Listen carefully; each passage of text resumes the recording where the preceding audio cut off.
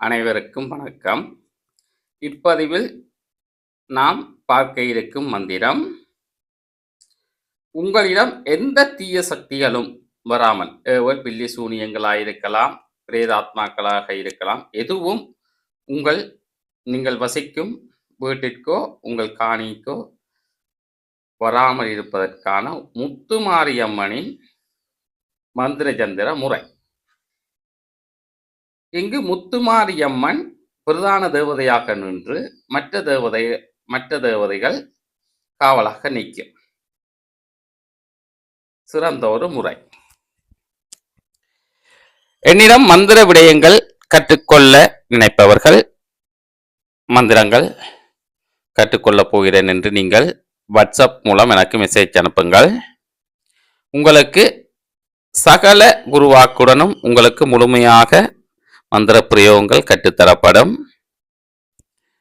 ஆண் பெண் இருபாலரும் நீங்கள் மந்திரங்கள் கற்றுக்கொள்ளலாம். உங்கள் வாழ்க்கைக்கு நிறைய விடயங்களுக்கு தேவை. எதிரிகளாக இருக்கலாம், உங்களில் உயர் அதிகாரிகளாக இருக்கலாம், சகல உங்கள் வாழ்க்கையில் பல விடயங்களுக்கு இந்த மந்திரங்கள் உங்களுக்கு உதவும் என்பதை நான் கூறிக்கொள்கிறேன். கற்றுக்கொள்ள விரும்புபவர்கள் என்னை நேரடியாக தொடர்பு கொண்டு கற்றுக்கொள்ளலாம். வெள்ளம் வரும் முன் அணையை கட்டுவது போல நீங்களும் மந்திர விடயங்களை கற்றுக்கொள்ளுங்கள். மந்திர வீடியோ, எனது வீடியோக்களை பார்ப்பவர்கள் சப்ஸ்கிரைப் செய்யுங்கள், லைக் செய்யுங்கள், ஷேர் செய்யுங்கள். உங்களுக்கு தெரிந்தவர்களிடம் கூறி அவர்களையும் வீடியோக்களை பார்க்க வைத்தால் எனக்கு உதவியாக இருக்கும். மந்திரத்தை பார்ப்போம். மந்திரம்: ஓம் ஆம் முத்துமாரியே முன்னிலங்க பெண்ணிலங்க அச்சரத்தில் நின்றாடும் ஆதிசக்தியே அகோர பைரவியே வாவா வடக்கே மாரியை நிறுத்து, மேற்கே வராகியை நிறுத்து, தெற்கே பேச்சியை நிறுத்து, கிழக்கே சங்கு சக்கர சாமுண்டியை நிறுத்து, நடுவே அம்மன் திரிசூலம் கொண்டு காவல் செய்தேன். யாகத்தை காவல் காத்து நின்றது போல இன்னார் மகன் அல்லது மகள் இன்னார் வீட்டையும் காவல் காத்து நிற்கவே ஐயும் கிளியும் சவ்வும் சிவாகா இ மா இ என்று வரும் இடத்தில் நீங்கள் ஆணாக இருந்தால் இன்னான் மகன் இன்னான், அதாவது தந்தையின் பெயரையும் அவரின் பெயரையும் விட்டுக் கொள்ளுங்கள். வீடு பிரதானவர் பெண்ணாக இருந்தால் இன்னாள் தாயின் பெயர், மகள் அவரின் பெயர் இன்னார் என்று இட்டுக்கொள்ளுங்கள். வீட்டை காவல் காத்து, உங்களுக்கு வீட்டுக்கென்றால் வீட்டை மட்டும் நீங்கள் காவல் காத்து கொள்ளலாம். சுற்றி வர நீங்கள் உங்கள் காணியையும் காவல் காக்க வேண்டும் என்றால் வீட்டையும் காணியையும் காவல் காத்து நிற்கவே ஐயங்களியின் சவும் சிவாகா என்று செய்ய வேண்டும்.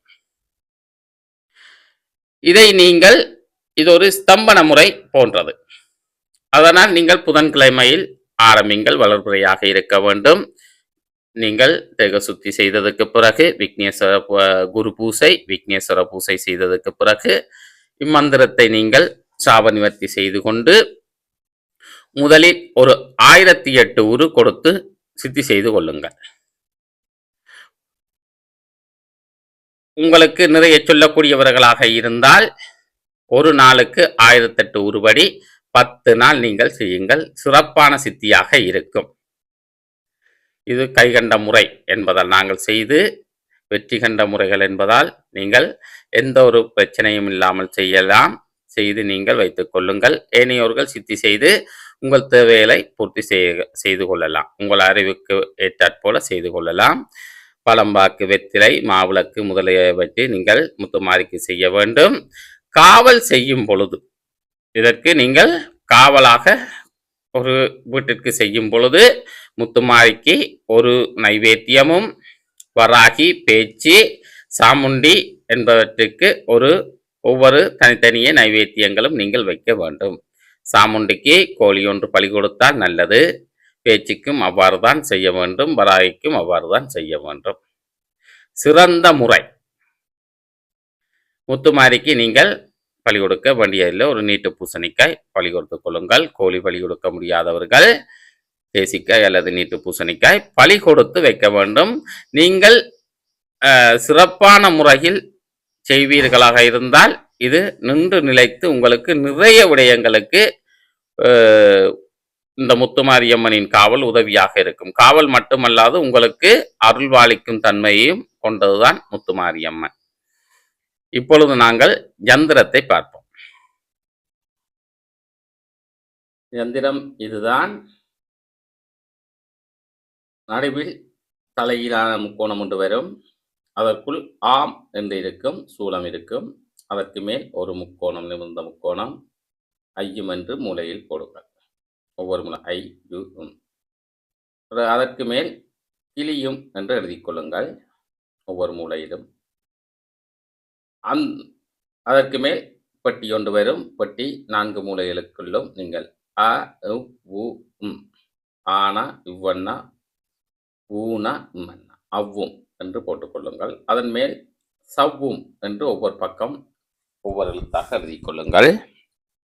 அதற்கு மேல் இன்னொரு சதுரம் வரும்.